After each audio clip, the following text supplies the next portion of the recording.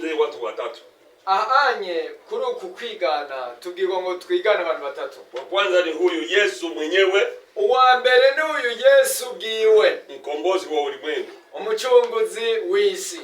Ya pili, ubwa kabiri tusome Yakobo 5 na mstari wa 10.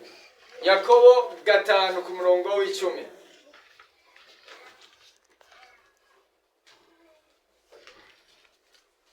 Yakobo 5 kuri 10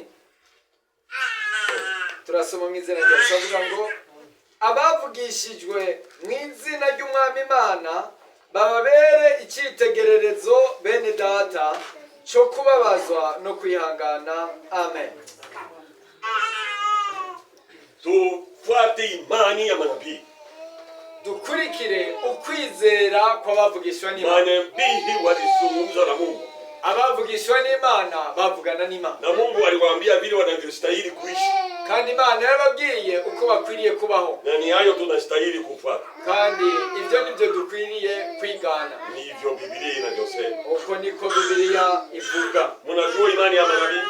Murazi kwizera kw'abavugishwa n'Imana? Manabii walikataa kabisa kutenda mapenzi ya watu kuliko kutenda mapenzi ya Mungu.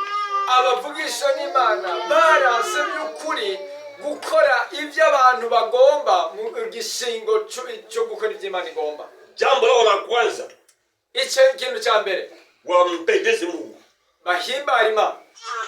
Ikiwa vile watu wanavyopenda, nimba uko abantu bagomba, ndivyo Mungu anavyokataza, ari byo Imana yanka. Wao walitenda yale ambayo Mungu anapenda, bo bakora ivyo Imana igomba, na sababu ya hiyo waliteswa na watu. Kandi kubera ivyo baragiriwe na barababajwe n'abantu. Walionekana ni watu wasiokubaliana na wengine, babonetse ari abantu batumvikana n'abandi. Walikuwa watu wenye kukubaliana na Mungu, bari abantu bumvikana n'Imana, wanaongozwa na Roho wa Mungu, barongorwa na Mpwemu w'Imana, wanatenda mapenzi ya Mungu, bakora ivyo Imana igomba. Na ni hao tunaambiwa tufuate imani yao. Nabo rero turiko tubwirwa ngo dukurikire ukwizera kwa wenye imani hatikisikiwe na wengine.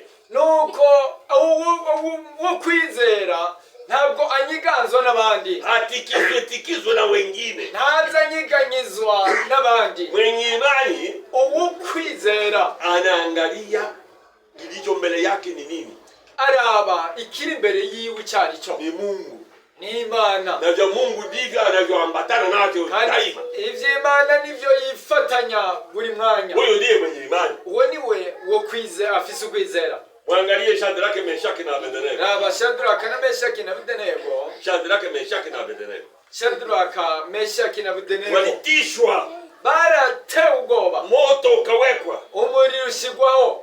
Msipokubali mtatupwa mule, ngo nimutemera muraterwa hariya. Na walikataa, walikataa kuabudu mfalme, baranse gusenga umwami, walikataa kuabudu mwanadamu, baranga gusenga umwana w'umuntu, na wakatupa katika tanuru linalowaka moto wa hatari, kandi baraterewe muri iryo tanuru ry'umuriro waka bikomeye.